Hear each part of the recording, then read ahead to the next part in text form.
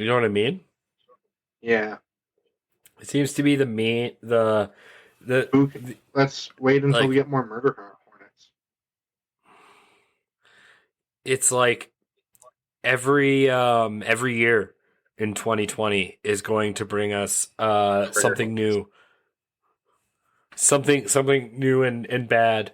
And so Gonna be it's I gonna would not be be surprised if the it went. Christmas the Christmas I would not be gifts. surprised if it went for the next 10 years.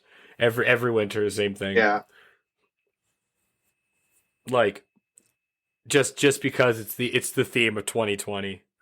The decade of the decade of foresight. If only we've hit the decade of hindsight. Yeah, that's why it's Decade 2020. of hindsight. The decade Yeah. of hindsight. Everyone will always remember this decade in the annals of human history as the hindsight decade. Why? The Because year of Back we all knew before everything was this, I going to shut always down had. again. We should have done it before everything shut down the fifth time. That was before the fire. Yeah. Then we didn't see the sixth one coming, followed by the seventh, eighth, 12th. Ah! I should have gone to that statue before it melted in the volcano eruption of 2026. That was one of my favorite interview questions back before the 2020s. I mean, when you Like live back through in like several 2018, where do you see yourself in 2 years? I'm not sure. I don't have 2020 vision. I remember those jokes. Now you could say that about Yes, we hindsight. broke You could say C4. that about Ow. hindsight now. You can say that Ow. about hindsight though now, okay? And you're like, if only I had the hindsight to see this this many Ow years or ago. ow? No, ow. Just ow. Like a physical ow. It got me 2 jobs. I remember those jokes. Those were the best.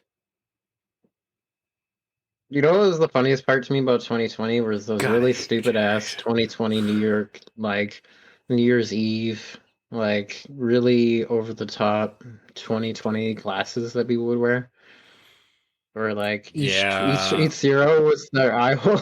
Yep. Yeah. It was the doofest fucking like Dude. goofiest looking fucking glasses Oh ever. God. You guys obviously don't remember, but I remember the 2000s where it was a 2 and then you had the 3 zeros and the eye holes didn't line up so much. I know. And so like you'd be kind of disoriented You'd vision. have one of the zeros had to be an asshole. Eh. God. Man. Yeah, I don't think anyone's life would change much brutal if it went on lockdown again. Everyone's just has their lockdown lives now.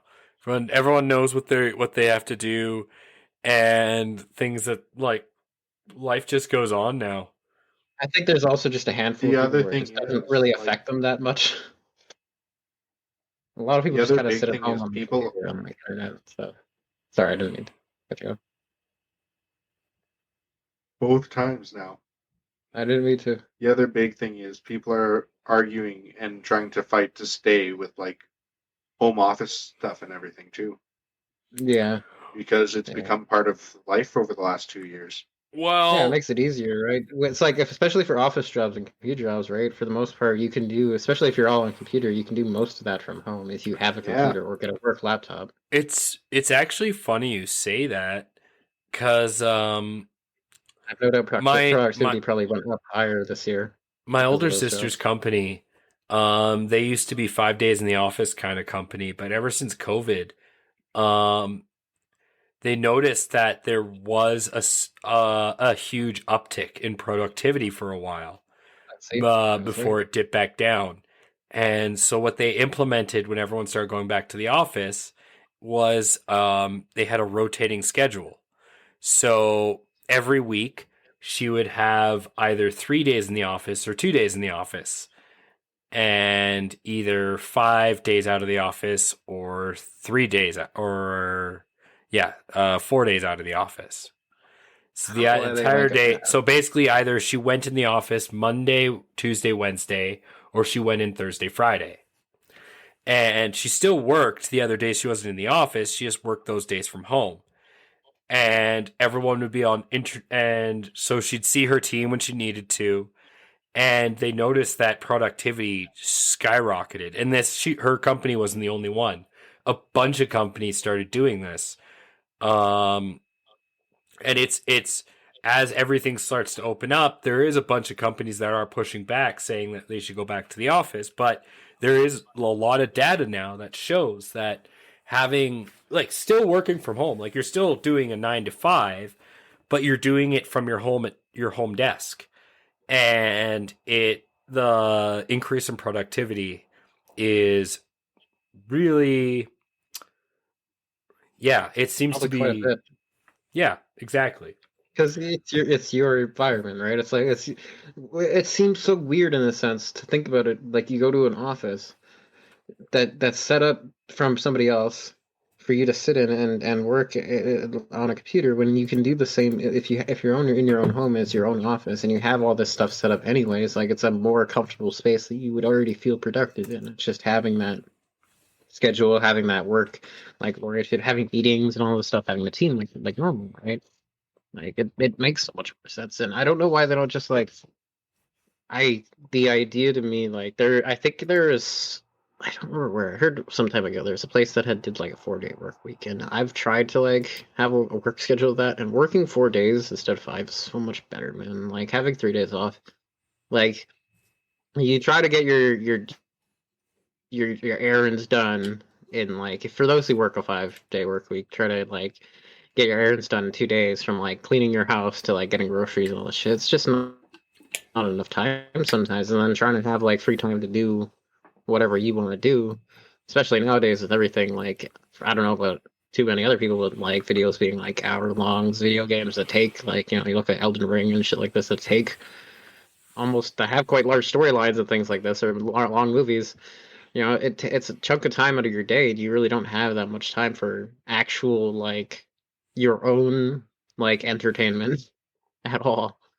And a 3-day week, weekend, just gives you at least that extra day, at least 24 hours to Even if it's get not something in. technically a 3-day weekend, even if it's a 2-day weekend and No, then your yeah, Monday's at home, and you still yeah, wake up and you still go to work for 9, but you're in your yeah, pajamas. I would do a 5 days for a 4-day 8-hour shift, and then I'm cool doing a 3 or a 4-hour shift on the fifth day, a short shift, right? It makes sense because then it's Oh, I you just did a meant little bit, you still do a full day's work. You just do it at home, in your pajamas. well, I mean for office workers, yeah, it's the same thing, but I mean, I'm as somebody who works in the kitchen, right? I wouldn't mind.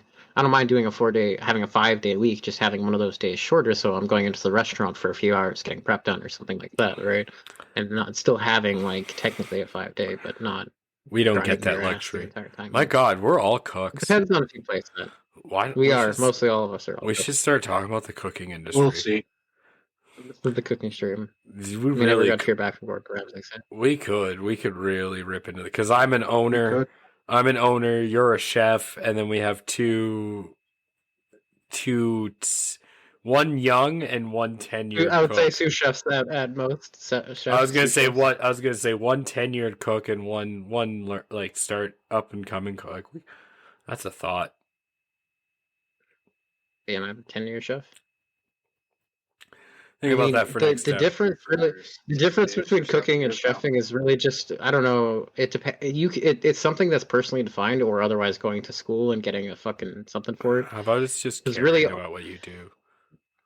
Well, in a sense, yeah, that's kind of what it is. It just being a chef means that you actually care about where your food comes from and how it's taken care of, and who eats it and if they actually enjoy it. For the point of being a cook, as somebody who's just trying to learn, you don't know where your food come from. You're trying to figure it out if it's something you want to do or not, or if you're just trying to pay the bills. Something I wanted to say before I forget it is just rolling back real quick. The other thing about not people working in office towers anymore is it means you also don't have a need for office towers, which you have a lot of empty office towers, which means you have a bunch of stupidly rich property owners who are losing money. Chef's space kiss. for apartments that people are worried about housing markets and stuff. God, nothing's sweeter than hearing about multi-billion-dollar property owners losing money.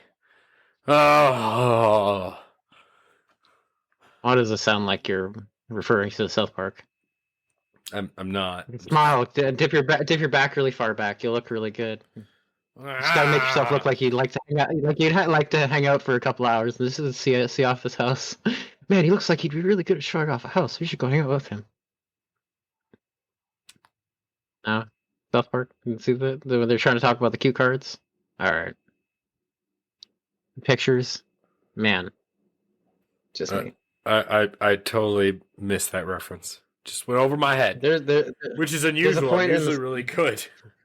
They talk about why for yeah. I mean, it's not the first time jokes go over here. They talk about where like real estates, they just got to make themselves look really cool, so it looks like people will come hang out with them, so they can. The real estate pictures. They just go like this. Yeah, and they just lean back. Okay, I'm you just gotta look really popular for like the picture, so you look like you're cool to hang out with for a few hours to see the house, and then fuck off again. Rujala says, I've often used a chef as one who creates formulas, with cooks being the one who use them. A lot of people kind of, I would think, might have that interpretation. Do you call yourself a modern-day alchemist, Insanieac? It really takes no skill whatsoever to write a recipe, to write a formula. The idea, at least for me as a chef, yes and no. Baking, there's already a genuine kind of science to it, so you have to kind of know how certain leaveners work with like yeast and various things. So being a baker, you would kind of innately have the knowledge. Like being a cook, I would say there's a lot more room for fuck ups. There's a lot more room for mistakes. So if I put in too much of something in a soup or something, I can recorrect it with a couple other ingredients. Not so bad. But if you fuck up something with baking, you can't tell it to finish baking the product, and it's done. And you can't fix it after that point. So you don't know if you fucked up until it's already been fucked up. With cooking, there's a little bit of room to fix your mistakes. Not always, but sometimes. And you can kind of remake something that tastes good or not. So bakers don't have that luxury. They're kind of trained to start with knowing the exact measurements of things and knowing the exact chemical reactions to vinegar, to baking soda, to powder, to these leaveners that activate various. I'm not a baker. Various yeast products in the bread or whatever they're baking and getting the rise and whatnot. I kind of know what you mean. Formulas used to create many. I know how to bake, and surprisingly, I'm actually a pretty decent baker. But I don't really like baking in a sense. I find it's because it has a lot of like. I find it's too much micromanaging. I mean, yeah. That was the joke I was going for. Yeah. Sorry, I took that one a little too on tone. Yeah, bakers are like incredible science. That's and what's cool in cooking, if you like the science of cooking, they have a study of field called molecular gastronomy, which talks about the atomic makeup of food and how it's made, and that's where for me like it takes I take a lot of interest in cooking because you learn you have to learn gastronomy. Molecular gastronomy. That's what it's called. It's a field of study. No. I know what both those words are. I know what they mean. And I know what they mean together. But I just wanted to make sure I understood you correctly when I go search this. I didn't choose what it was called. I'm searching it right now. You keep talking. I'm searching. You keep talking. I had to learn it in school. I need more than just you keep talking. It's the study of how chemical reactions and atomical breakdown of foods and how things are created on a synthetic level.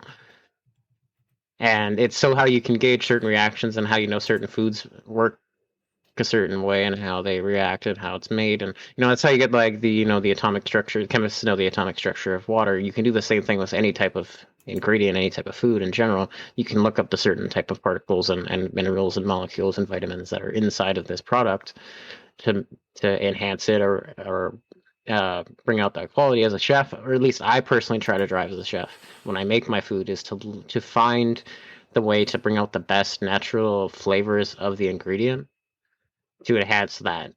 A lot of chefs, they'll try to put on a lot of chefs, I find young chefs, they pick a flavor that they kind of like and they stick with it.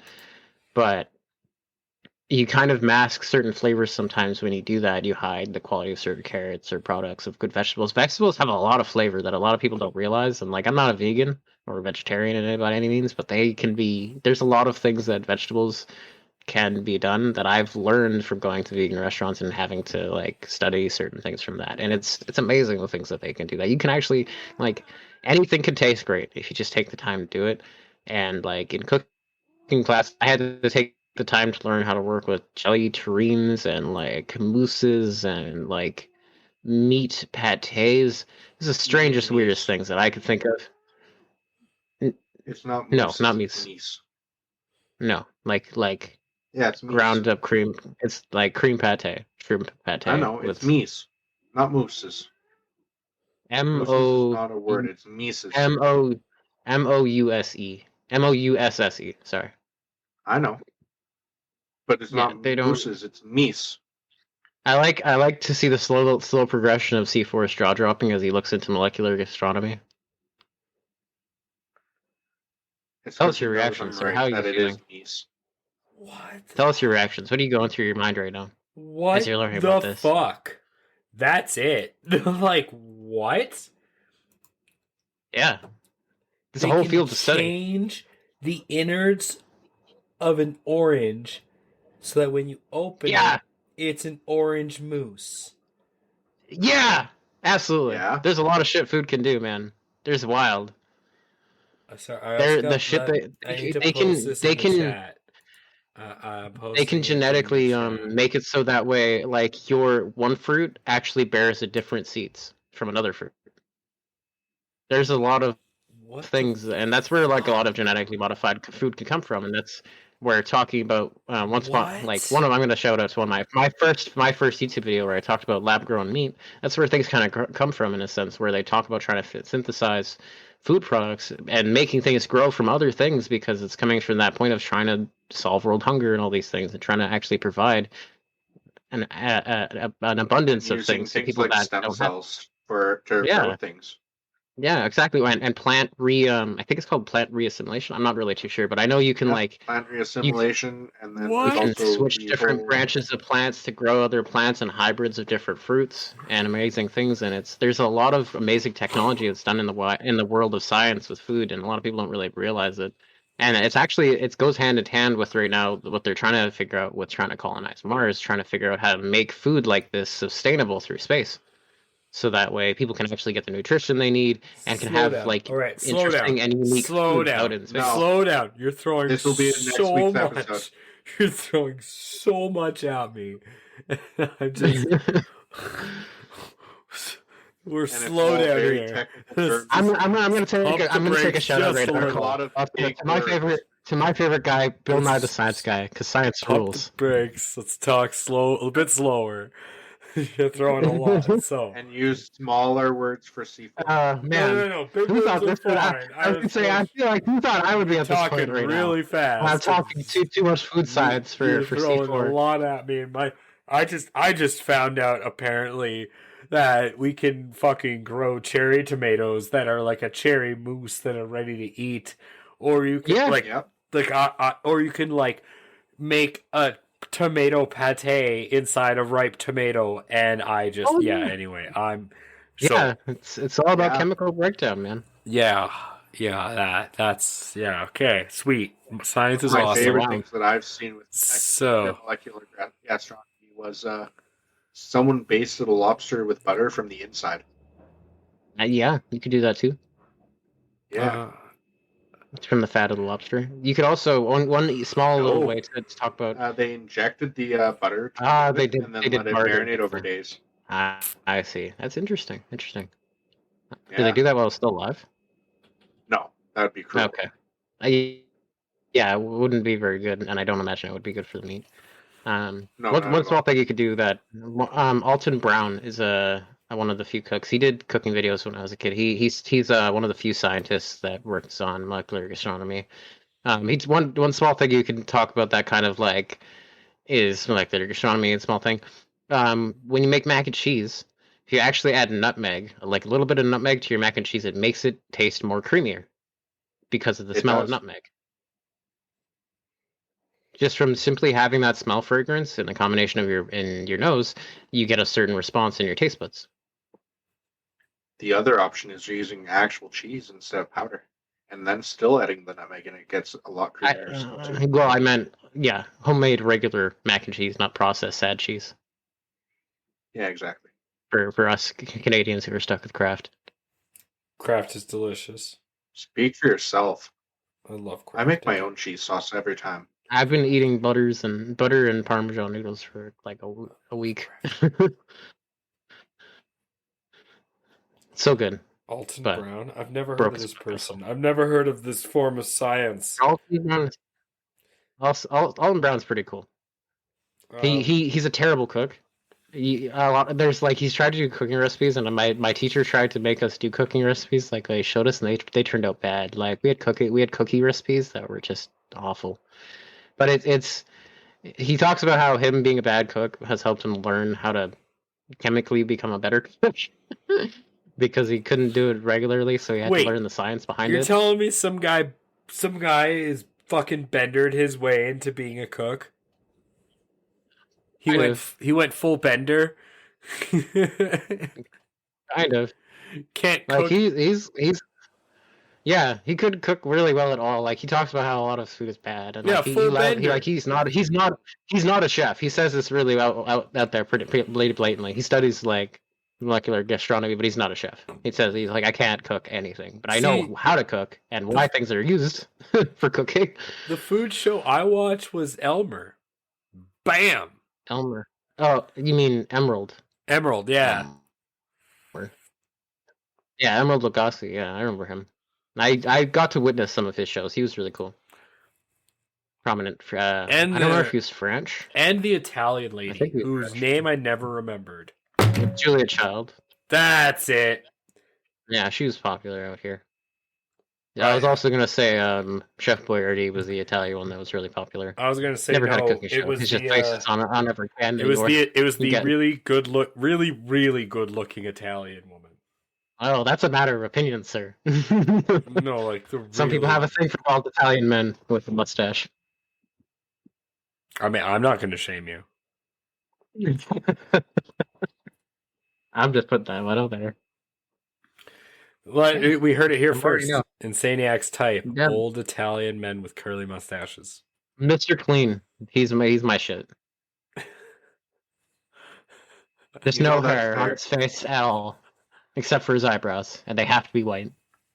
Yeah, white everything. White shirt, just the eyebrows. Just the eyebrows. What, you set your fantasy? Mr. Clean comes into your bed at night and cleans your pipes. You never felt cleaner. And I just think to myself in my sleep, the Mr. Clean theme song every time. Don't even get me started. No, she wasn't Italian. Now I watch because at my work they always some of my staff always in the bar always put on like the cooking shows, and it's like kids bake off competition or everything's a competition now. I kind of like the Iron Chef ones, but there's like a few that were like the ones where they give you random ingredients to kind of go with, but then they kind of got a little out there at a certain point. I remember when they were pulling out some weird ingredients, like just like bizarre fruit you've never heard of, and like animals that are like green, probably extinct. Yeah, Soylent Green. Yeah, I remember that. just whatever you could think of, garbage. Make it work. Soylent Greenery. And you have 2 minutes. Was it or was it an hour? I don't remember. I think it was an hour.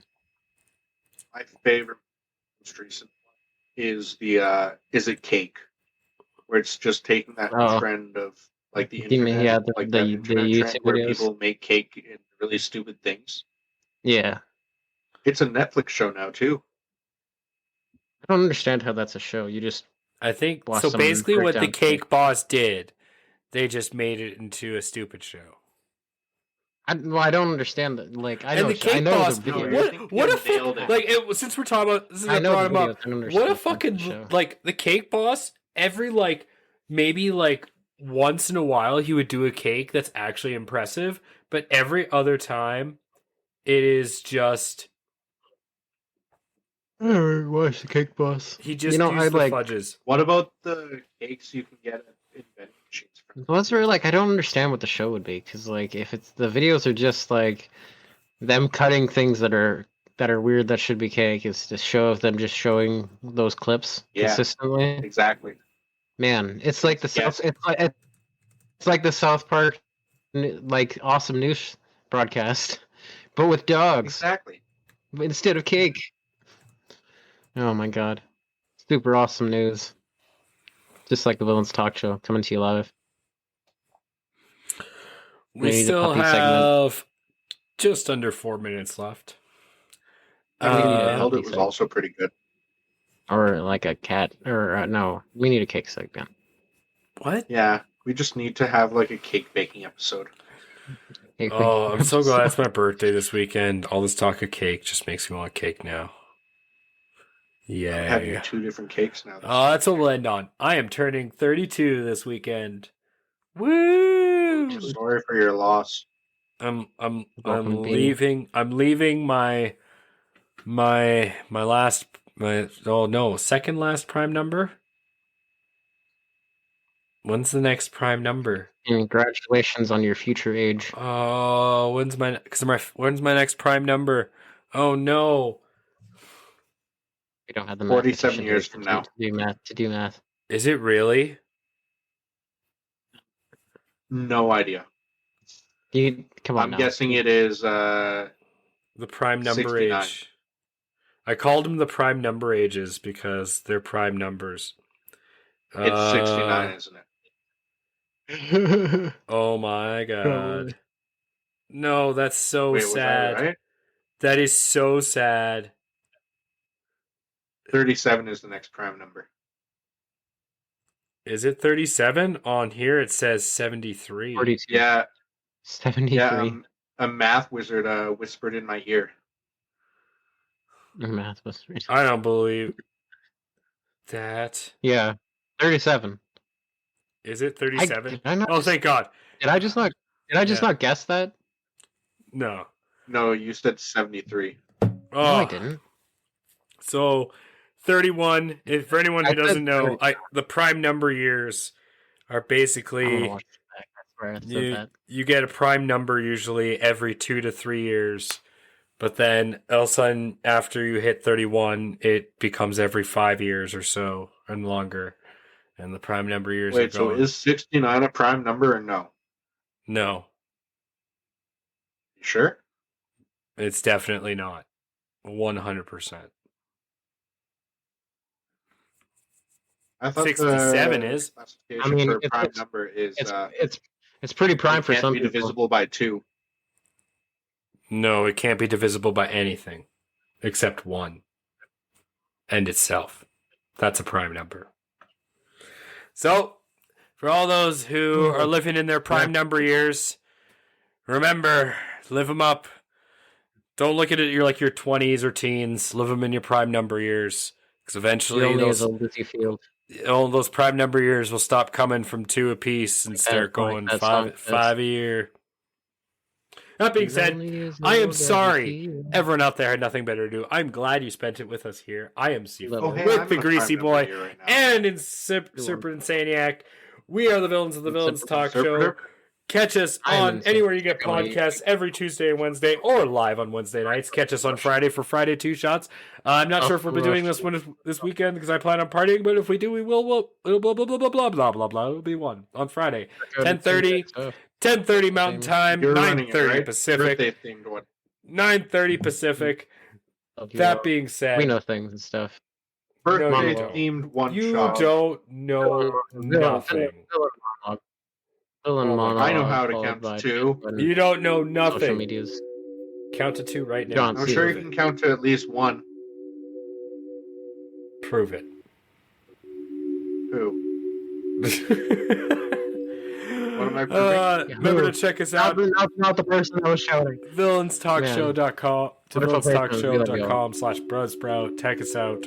Anywhere, just check out the Villains Talk Show. I've cornered the market on that name. You'll find us everywhere. Check out the Linktree. Linktree will be posted again. Love you all. Stay positive. Interrupting cow. Moo!